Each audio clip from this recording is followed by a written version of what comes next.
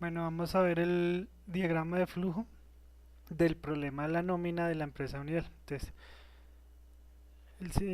el usuario ingresa el usuario y contraseña. El sistema valida los datos, verifica que los datos estén correctos. Si los datos no son correctos, el sistema le genera un mensaje diciéndole que usuario o contraseña incorrecto. Si los datos son correctos, entonces le dice digite nombre de empleado. El sistema valida que los datos del empleado existan. Si los datos no existen, entonces entra al menú, a la parte de ingresar datos. Entonces el sistema le dice ingrese nombres, apellidos, fecha de ingreso y el salario. Entonces empieza ingresando nombres y apellidos y eso queda guardado va quedando guardado en la base de datos, en la tabla del empleado. Fecha de ingreso.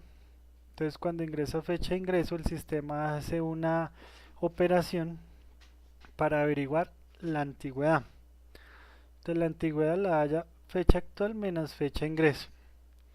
Luego de eso el sistema valida si la antigüedad es mayor o igual a 3 años. Entonces si es igual, el sistema hace una operación para averiguar la prima antigüedad, si hay que pagarla.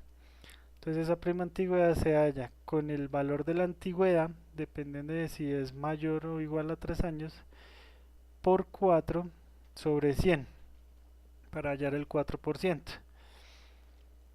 Si el empleado es lleva menos de 3 años en la empresa, entonces la prima antigüedad sería valor a cero. Luego de hallar la prima, el sistema hace la operación del salario bruto. El salario bruto es el salario mensual que ya digitamos con anterioridad sobre 2 más la prima antigüedad, ya sea cero o ya sea el valor que nos dio aquí en esta operación. Luego el salario bruto va y queda y se ingresa en la tabla del empleado. Luego el sistema nos pide que ingresemos el salario.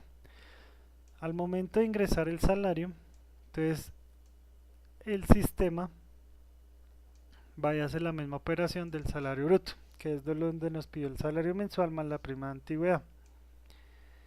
Luego el sistema hace una operación para averiguar el impuesto.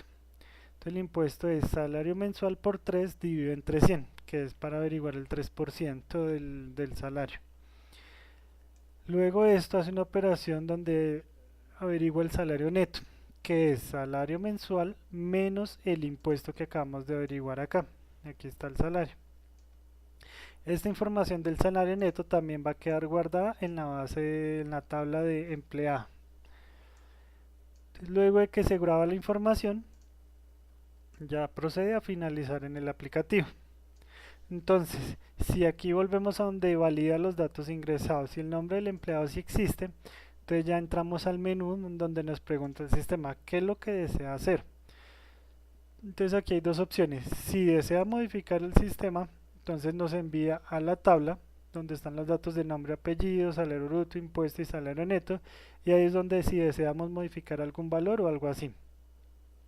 Si no deseamos modificar, sino eliminar algún dato, algún empleado, alguna información de ahí, entonces lo podemos ingresar aquí por la parte de eliminar. Si no deseamos eliminar, si lo que deseamos es consultar a los empleados, o sea, generar un reporte de los empleados, él también vaya a hacer la consulta en la tabla de datos, en la tabla de datos del empleado, y aquí nos genera un reporte donde está el nombre del apellido, el salario bruto, que con anterioridad sabemos que es en pesos, el impuesto y el salario neto. Después de esto, pues ya nos genera ya el cierre del sistema. Aquí también podemos sacar el total de empleados si queremos.